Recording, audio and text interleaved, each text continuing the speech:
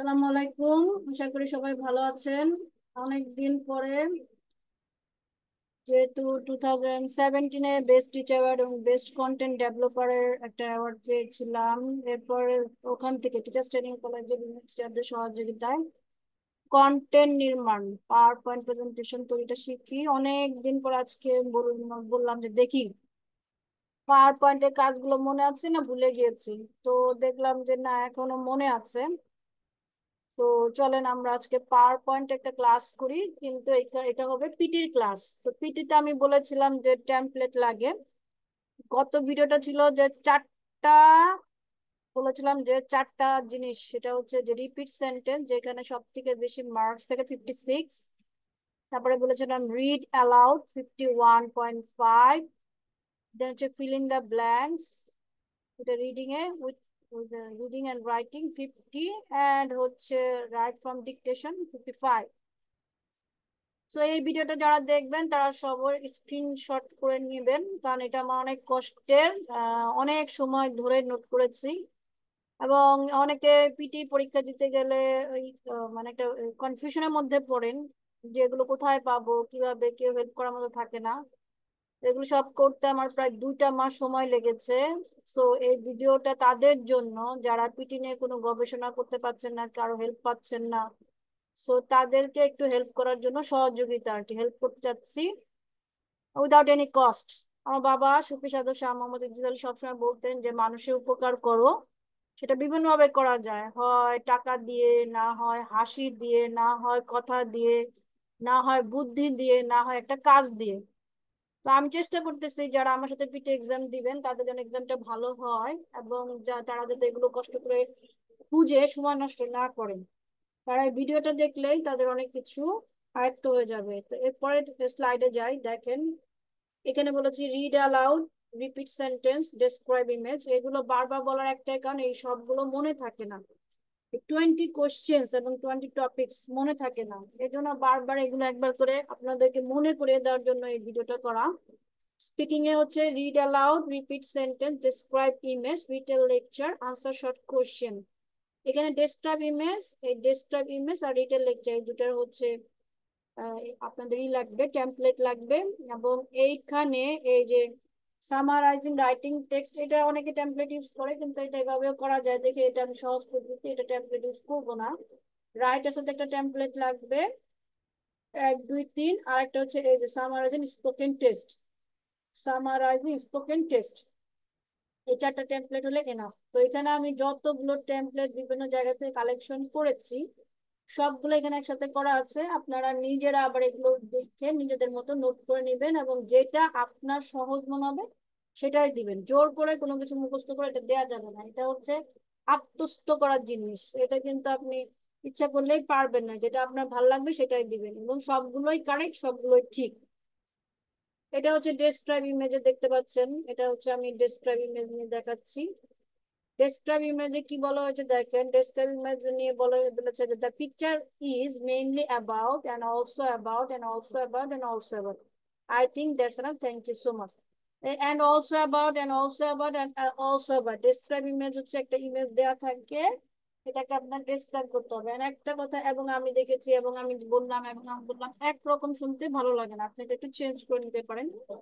আরেকটা দেখেন, the picture gives information about. এখানে পিকচার বলেছে it is very beautiful picture, from the picture I can see dash and dash, from the picture I can see dash and dash, from the picture I can, এটা বারবার from the picture I can see না বলে এখানে আপনি একটু correction করে I can observe, তারপর dash and dash also be noted.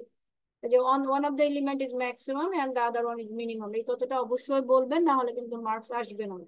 To conclude, the picture is very informative and thank you so much. এখানে যেমন শুরুটা সুন্দর, এই লাইনটা সুন্দর, এই লাইনটা এখানে একটু কারেকশন করলে এটা সুন্দর হয়ে যাবে। আরেকটা দেখেন, the picture is mainly about and also about and also about and I think that's enough. তাহলে আপনারা বুঝতে পারছেন যে এখানে কিছু কারেকশনের ব্যাপার আছে।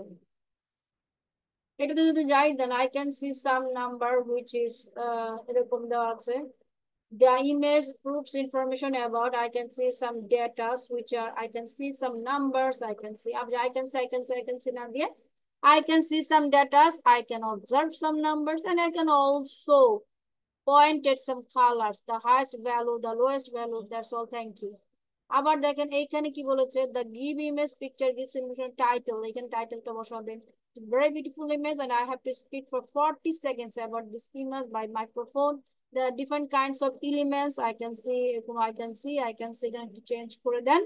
One of the number is maximum, the other is minimum. In conclusion, the image is very informative. Okay.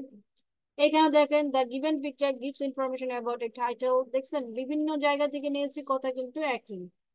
তো এগুলো নেওয়ার পরে আমার মনে হলো এটা নোট করা দরকার, আপনিও নোট করে নেন। এই যে আমি একটা নোট করেছি, description diagram picture was represents is very interesting and beautiful picture. From this picture I can see data. Secondly, I can observe one of the maximum, other is minimum, the highest value, lowest value, it also should different beautiful color. All the image is very informative.